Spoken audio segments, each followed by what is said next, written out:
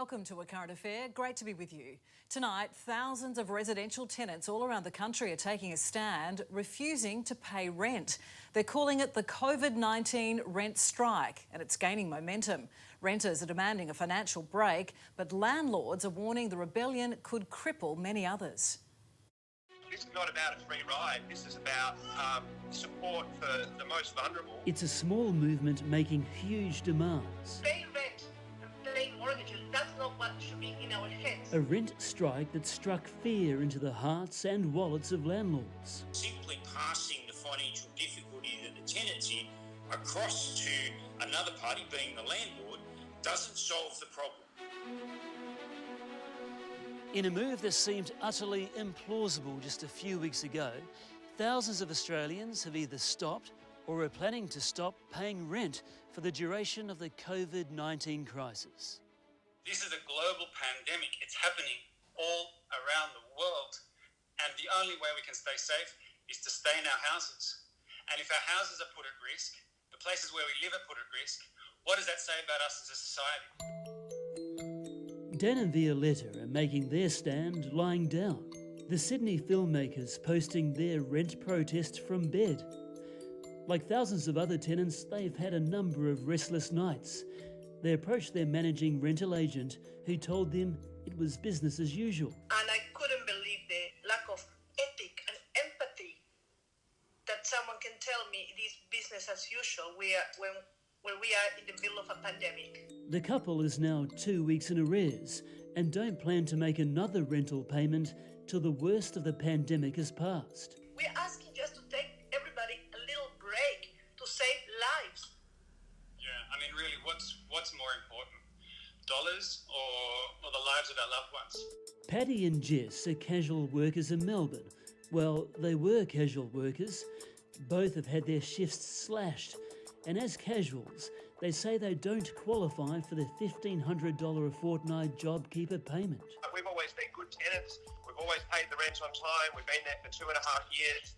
But yeah, at the moment, we've got, every paycheck, we put a little bit aside for rent, but what's put aside at the moment won't cover the month's rent, and we don't know, when the next money's coming in, really. So their rent was due over a week ago, and they've yet to hear from their landlord. No, we just deal with the real estate agent. Yeah.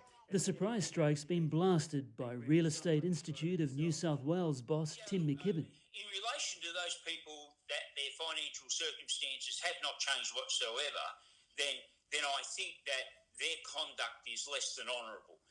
At the other end of the spectrum, those people who need help as tenants, then we should be looking to support them. Mr McKibben says, even if tenants' intentions are honourable, they're only passing their problems onto the landlord, and that's just the start of it. If we remove the obligation from the tenant to pay their rent, then that particular economy dies. Around 80% of landlords are mum and dad investors who are planning for retirement or relying on rental properties to supplement their retirement income. The landlord may have also lost their job. I haven't heard any of that in the discussion to date, that the landlord has lost their job. So when they lose their job and their income, and then on top of that, they lose the income from their rental, and are then having to still pay the outgoings, rates and taxes and the like, and for that matter, repairs. So there's no recognition of that. The PM's 6-month moratorium on commercial and residential evictions has sparked confusion for tenants, landlords and real estate agents. We've seen from, the big banks and the government stimulus that these costs can be borne. We're not asking for something impossible. We're just asking for, consideration of housing as a human right to be taken into account and for rents to be frozen during this crisis. The federal government's handed the responsibility of residential tenancy to state and territory governments. Today, the New South Wales government moved to stave off the rent strike, announcing a raft of new measures. The $440 million package includes a 25% rebate or waiver for landlords who pass on rental relief to their tenants. But New South Wales Treasurer Dominic Perrottet says the deal hinges on both parties negotiating an agreement. This policy is about protection, protecting tenants from being evicted due to circumstances outside their control. It protects landlords from tenants in circumstances where payment of rent is not being paid. Late last week, Queensland made it a formal requirement for a temporary lease to be signed if the tenant and landlord can't come to an arrangement on rent payments. It's a move to stamp out scams and rorts, according to Queensland Housing Minister Nick de Brenni. It's not okay if you're receiving a benefit from the government or you're still working to tell your property owner, your landlord, that you're not going to pay any rent. And our framework prohibits that. And so the freeze on evictions in Queensland will not apply to people who refuse to pay any rent. Both state government policies are being rushed in as the rent strike movement gains momentum. Started by little-known union group Industrial Workers of the World, the petitions attracted more than 17,000 signatures, and it's not only renters taking a stand. We believe that a rent strike or a mortgage strike is the best and strongest way to send the message that we're trying to send, because that's what makes people listen, is when that money stops flowing.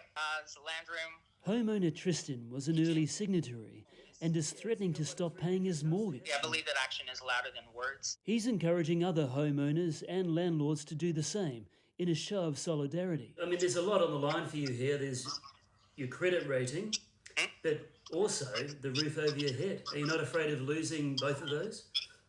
Sure, absolutely. Look, it is a fear that we have, and it's a legitimate fear, but that's why we're doing the groundwork now to build the numbers that we feel strong enough that we can take that action and reduce the risk of that kind of retaliation or action from the banks. And it is part of our demands as well that there be no retaliation from landlords and banks when it comes to adverse credit ratings, evictions, foreclosures, blacklisting, that kind of thing. There's other countries thinking about doing it. It's not unprecedented, and I think, given what we're facing and the uncertain nature of the pandemic, we need that certainty of secure housing. And look, the only way we're going to get that is through a rent freeze and a mortgage freeze.